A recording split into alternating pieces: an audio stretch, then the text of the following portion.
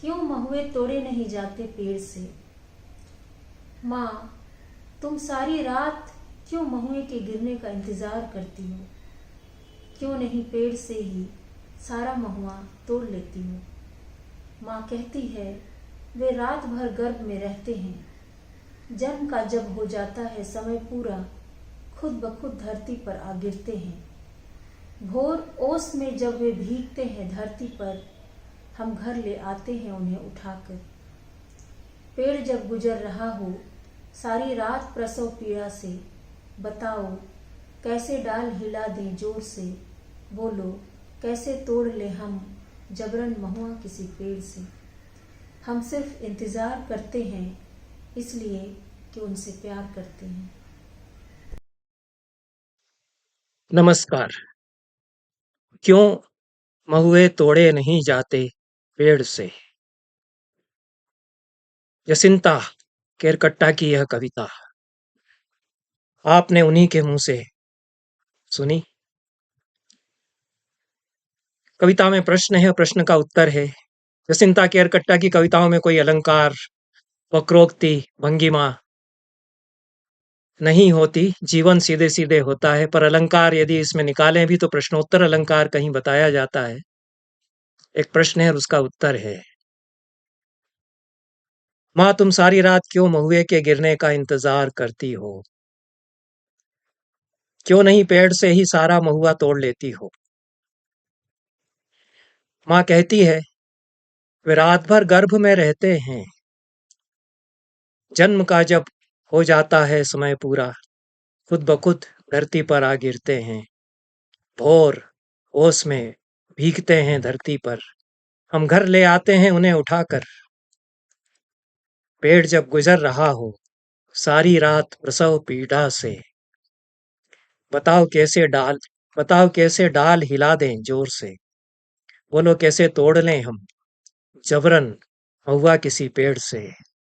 हम सिर्फ इंतजार करते हैं इसलिए कि उनसे प्यार करते हैं। यह कविता जो आज की शॉर्टकट की संस्कृति है उसके विरुद्ध खड़ी होती है। बहुत छोटी सी कविता, जितनी छोटी है उतनी ही दूर इसकी ध्वनियां हैं, गूंजें हैं, वेधकता है। शब्द एक ही संधान में अनेक लक्ष्यों को बींधता है। मीमांसा दर्शन में यह सिद्धांत बताया जाता है। यही यह कविता करती है। यह कविता हमें बताती है कि महुए पेड़ से नहीं तोड़े जाते। अर्थापत्ति से अर्थ निकलेगा कि पेड़ से नहीं तोड़े जाते तो बीने जाते हैं। धरती से बीने जाते हैं, धरती में गिरे हुए महुए चुने जाते हैं, डालियों से नहीं तोड़े जाते। आदिवासी संस्कृति और आधुनिक कथित सभ्य समाज की कथित संस्कृति में जो धरती और आकाश का अंतर है, उसे यह कविता बहुत साफ नजरिए से हमारे सामने प्रस्तुत करती है।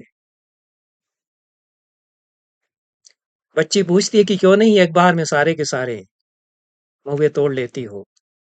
यही कारपोरेट करेगा। उसको यदि कोई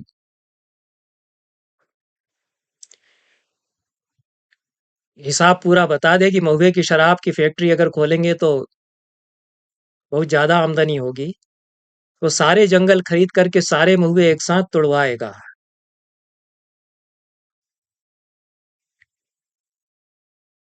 नुचवा लेगा। अब तो महुए के पेड़ अब हैं ही कहाँ, कितने पेड़ रह गए। जिस शहर में मैं रहता हूँ उसमें 25 साल पहले फॉरेस्ट ऑफिसर साहब ने पूरे प्रामाणिक डेटा के साथ मुझे बताया कि 25 एक साल पहले 67% क्षेत्र इस भोपाल शहर का जंगल था। घटते घटते घटते इस समय 37% है। और जिस रफ्तार से चौड़ीकरण 10 6 वे लेन, 8 वे लेन, अब 10 वे लेन बन रहे हैं, वो पेड़ कट रहे हैं, तो 37 भी गायब हो जाएगा। महुए की क्या बात है, वो तो नीम और आम भी कटते हैं। इस कविता की एक एक पंक्ति उस संस्कृति में रमी हुई है जो हमारी संस्कृति रही है। बेटी पूछती है कि माँ रात रात भर क्यों इंतजार करती हो महुए पकने का, सीधे पेड़ से क्यों नहीं तोड़ लेती हो। माँ कहती है कि सारी रात प्रसव पीड़ा झेलते हैं पेड़, उसमें कैसे झकझोर दें उनकी कोई डाल। केवल आदिवासी समाज बचे हैं हमारे देश में जिनमें यह वैदिक भावबोध मौजूद है। यह वैदिक भावबोध है, ये हमारा जो धर्म है उससे सीधे जुड़ा हुआ है। हम लोग जो तथाकथित रूप से पढ़े लिखे लोग हैं, जो अपने आप को सभ्य समझने वाले समाज से समझते हैं, समाज के अंग समझते हैं, वे वास्तव में बर्बर और असभ्य हो चुके हैं। पढ़े लिखे अनपढ़ हैं हम लोग। मनु कहते हैं कि महाभारत में मनु कहते हैं कि पेड़ों में प्राण होते हैं, वे सांस लेते हैं। महाभारत में व्यास भी वही कहते हैं। पेड़ों की नसें होती हैं, वे सांस लेते हैं, वे याद रखते हैं, वे महसूस करते हैं, वे संगीत समझते हैं, वे हमारी आवाज पहचानते हैं, उनमें स्मृतियां होती हैं। हमारे वेदों के ऋषि भी आदिवासी रहे। वे भी यही कहते हैं कि वनस्पतियां गर्भ धारण करती हैं और उन्हें प्रसव पीड़ा होती है। जसिंता केरकट्टा से पूछा जाए कि आप कहाँ रहती हैं, कहाँ की हैं, तो वे इतना ही जवाब देती हैं कि मैं आदिवासी हूँ। आज जब आदिवासियों से आदिवासी होने का बोध छीना जा रहा है, उनके आदिवासी होने को जबरदस्त चुनौती दी जा रही है, और अमेरिका में रेड इंडियंस का जिस बेरहमी से सफाया किया गया, जिस तरह से धकेल धकेल करके उनको बहुत छोटे से क्षेत्र में सीमित कर दिया गया, एक आतंककारी दमनकारी आधुनिक सभ्यता ने और उनकी बर्बरता ने, उसी तरह का खतरा अनेक देशों के आदिवासियों को है, जिनमें कि हमारा देश भी है, चाहे वो ऑस्ट्रेलिया के हों या अन्य देशों के, हमारे देश के भी। जसिंता जैसे युवक युवक युवतियां हैं जो कि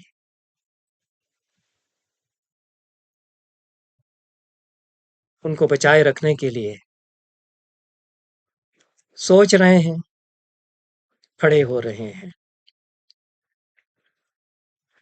बचपन में मालवा के एक गांव में और किशोरावस्था में छतरपुर के आसपास के जंगलों में मैं खूब घूमा। वसंत ऋतु के आने पर जंगलों में बहुत अलग तरह की मादक गंध नथुनों में भरती थी। हवा इसको लेकर के आती थी, नथुने फड़क उठते थे। यह गंध दूर से ही बता देती थी कि महुए के पेड़ हैं आसपास, और यह महुए की गंध है। महुए की गंध जैसी मादक गंध दूसरी नहीं होती। कभी कभी बहुत छोटे हम थे, और उस समय तक यज्ञोपवीत भी शायद हुआ नहीं था। महुए के पेड़ों के नीचे से निकलते, एकदम पके हुए, ताजा, सामने टपकते हुए भी कभी कभी महुए दिख जाते, तो उठाकर मुंह में डाल लेते। जैसा स्वाद महुओं का होता था उस समय, वो तो निराला ही स्वाद होता था। हमारे घरों में महुए कभी नहीं आते थे। हमारे लिए महुआ भक्ष भी नहीं था। सब्जियां खरीदने जाते तो वहां टोकरियों में महुए लिए हुए महिलाएं दिख जाती थीं। सूखे महुए भी खूब बिकते थे सब्जियों के बाजार में, और बसंत के मौसम में ताजा महुए भी खूब बिकते थे। हमारे पड़ोस में लोग खूब खरीद करके लाते थे, सूखे महुए भी और ताजा महुए भी। संस्कृत कविता में कम वर्णन मिलता है महुओं का। बाणभट्ट ने कहीं जिक्र किया हो तो किया हो, कालिदास में तो नहीं है। भभूति ने इतना दंडकारण्य का वर्णन किया है, और मालती माधव में पवाया ग्वालियर के आसपास के जंगलों में का भी वर्णन किया है। मधुक महुए का वर्णन नहीं है वहां। लेकिन संस्कृत कविता में तो एक परंपरा है लोक कवियों की, गांव गिराव में रह करके किसान मजदूर खेतीहर हलवाहों के जीवन पर लिखने वाले कवियों की बड़ी समृद्ध परंपरा है। योगेश्वर महान कवि हुए उस परंपरा में, अभिनंद उनकी परंपरा के कवि, केशट उनकी परंपरा के कवि। 5वीं 6वीं शताब्दी से बराबर इस कविता के साक्ष्य हमको मिलते हैं, 18वीं 19वीं शताब्दी तक यह कविता चलती है। और अब हम इसके वारिस हैं, हम लोग हैं, कई लोग हैं विरंची कवि ने महुआ बीनती हुई ग्वालिनों का वर्णन किया है। यह सदुक्ति कर्णामृत में विरिंची का सुभाषित उद्धृत है। सदुक्ति कर्णामृत 12वीं-13वीं शताब्दी में संकलित किया गया संग्रह है सुभाषितों का। हमारे किसी मित्र ने सूक्तियों पर कोई पुस्तक निकाली। 2500 पुराने सुभाषित संग्रह एक से एक सुंदर संस्कृत में है। उनको देखे बिना सूक्तियों का संग्रह कर लिया जाता है। सदुक्ति कर्णामृत तो मेरा हिंदी अनुवाद सहित भी छपा हुआ है। हिंदी अनुवाद उसका पूरा छपा हुआ है, मोटा ग्रंथ है। चिन्वानाभिर्मधुकं मधुर मधुकर ध्वानि च्यूतांकुराग्रासव्याग्रान्यपुष्टद ध्वनित जय जयारंभ संरंभणाभिः गीयन्ते वल्लभीभिः पथिक सहचरी प्राण यात्रा प्रदीपाः प्रातः प्रातर्वसंत स्वर रचित पदोद्गारिणो गीति भेदाः। यह शार्दूल विक्रीडित छंद में महुए बीन रही हैं ग्वालिनें, उनका वर्णन किया है। वसंत की भोर है, महुआ चुन रही हैं ग्वालिनें और गा रही हैं गीत, अपने रचे हुए पदबंधों वाले गीत। उनके गीतों के साथ उठती है आम की डाल पर गूंजते भौरों की गुंजार, आम की मंजरियों का ग्रास कुतर कर खाते कोकिलों की जय जयकार उठती है उनके साथ। पटोइयों की घरवालियों की जान में जान डाल देते हैं ये गीत जो गा रही हैं ग्वालिनें, ग्वालिनें जो महुआ बीन रही हैं। समर्थ कविता है। गीयन्ते वल्लभीभिः पथिक सहचरी प्राण यात्रा प्रदीपाः। प्रातः प्रातः रोज भोर में गाती हैं, रोज बीनती हैं भोर में, रात भर वे भी इंतजार करती हैं। सुबह उठकर जाती हैं जो टपक गए हैं महुए बीनती हैं, साथ में गाती हैं वसंत की बगराती हुई भोर में अपने बनाए हुए पदबंधों के गीत गाती हैं। और जो बटोहियों की घरवालियां इंतजार कर रही हैं अपने प्राण प्रियों के आने का, उनके प्राणों में प्राण फूंक देते हैं उनके ये गीत, ऐसा विरिंची कवि कहते हैं। यही एक वर्णन मुझे महुए बीनने का संस्कृत में मिला। अन्यथा ये उपेक्षित पेड़ है संस्कृत की कविता में। जिस तरह से कि आज ये गायब हो रहा है शहरों में, शहर के आसपास के इलाकों से। इसको गुड़पुष्प भी कहा गया, मधुद्रुम भी कहा गया, मधुष्ठील और वानप्रस्थ, ये दो पर्याय भी कोश ग्रंथों में इसके मिलते हैं। इस साल मुझे भारतीय भाषा परिषद का एक सम्मान मिला।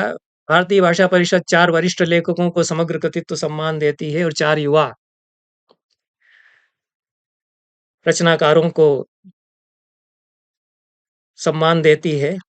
जिन 4 वरिष्ठ लेखकों को समग्र कृतित्व सम्मान मिला, मैं उनमें से एक था। और जिन 4 युवा कवियों को सम्मानित किया गया, उनमें से जसिंता एक थी। उनका कविता संग्रह मैं पहले पढ़ चुका था, उसके पहले भी उनकी कविताएं उनके मुंह से सुन चुका था,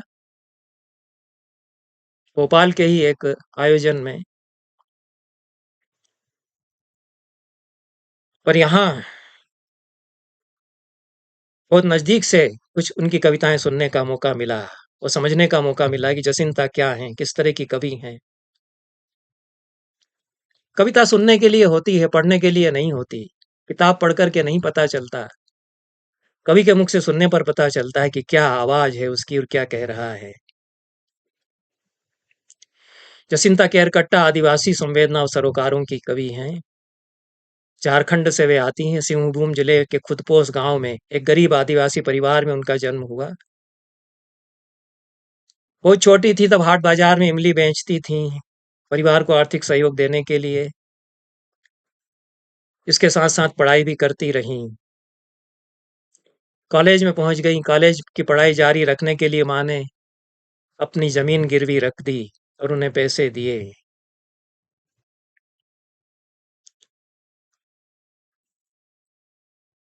स्वाभाविक ही था। यह वह संस्कृति है जो मूलतः मातृ प्रधान संस्कृति रही है। वो माँ ही परिवार चलाती है, माँ ही निगरानी रखती है, माँ ही संरक्षक भी हुआ करती है। स्वाभाविक है कि जसिंता की बहुत ही खूबसूरत कविताएं माँ पर हैं। मैं समझता हूँ कि भारतीय साहित्य में माँ पर जो बहुत खूबसूरत कविताएं लिखी गई हैं, उनमें सबसे खूबसूरत कविताओं में शुमार करने लायक उनकी कविताएं हैं। बहरहाल स्कूल कॉलेज की पढ़ाई करते हुए कविताएं वे लिखती थीं। मनुष्य का जीवन और उसमें एकाकार हुई प्रकृति, यह उनकी कविताओं का विषय है। जब हम ऋग्वेद को पढ़ते हैं तो पहाड़, नदियां, भोर में जो लाली है, ये सब देव दिखाई पड़ते हैं। यही आदिवासी समाज कहता है कि ये सब देव हैं। यह संस्कार उनकी कविता में आता है। उस तरह का शिल्प और अलंकार, उस तरह की का तराशा हुआ होना, तराश उनकी कविता में नहीं है। उस तरह की कविता भी नहीं है कि आप हर पंक्ति पर वाह वाह करें। यह वाहवाही पाने के लिए लिखी हुई कविता भी नहीं है। अनगढ़ जीवन अनुभव की आंच में तपा हुआ उनकी कविता में आता है। जो और कोई नहीं कह पाता उसे वे कहती हैं।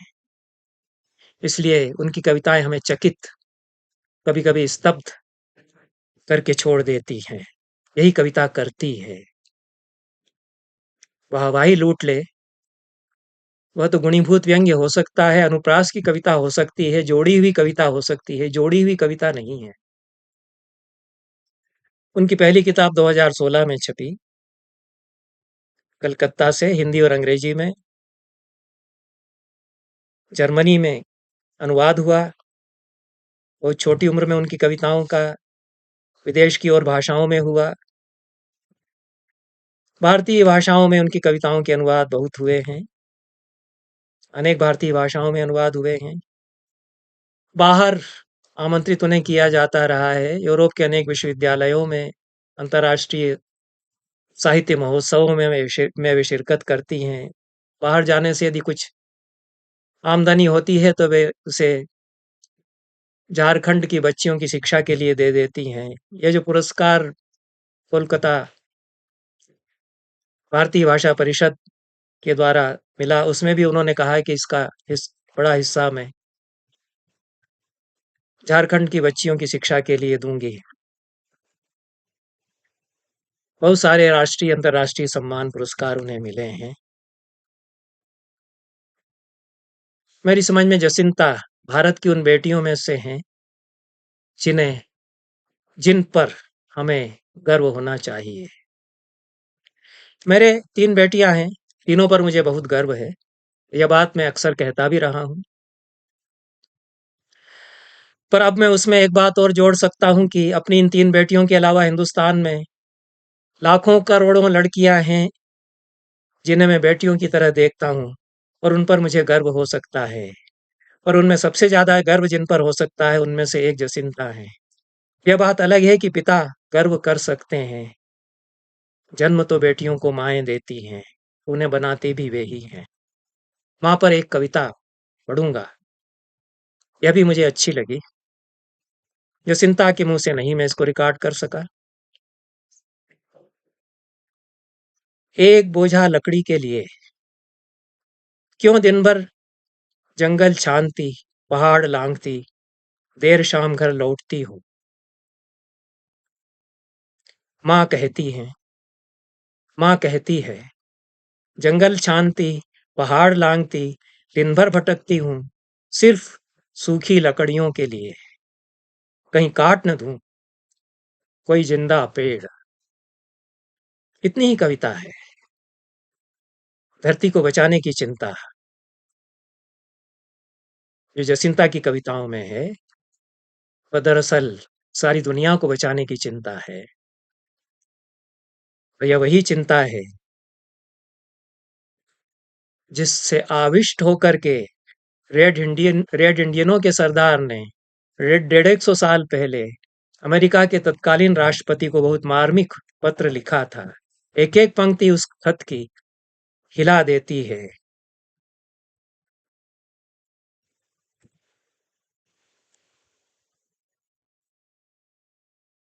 इसलिए जरूरी है कि वह खत भी पढ़ा जाए। क्योंकि दुनिया को बचाने की चिंता उसके पीछे है। जसिंता की कविताएं भी पढ़ी जाएं। 1 मिनट से भी कम समय की कविता पढ़ने में 1 मिनट तो फिर से हम ऐसी कविता के लिए दें तो कोई बहुत ज्यादा त्याग नहीं कर रहे हैं। फिर से एक बार इस कविता को सुने। धन्यवाद।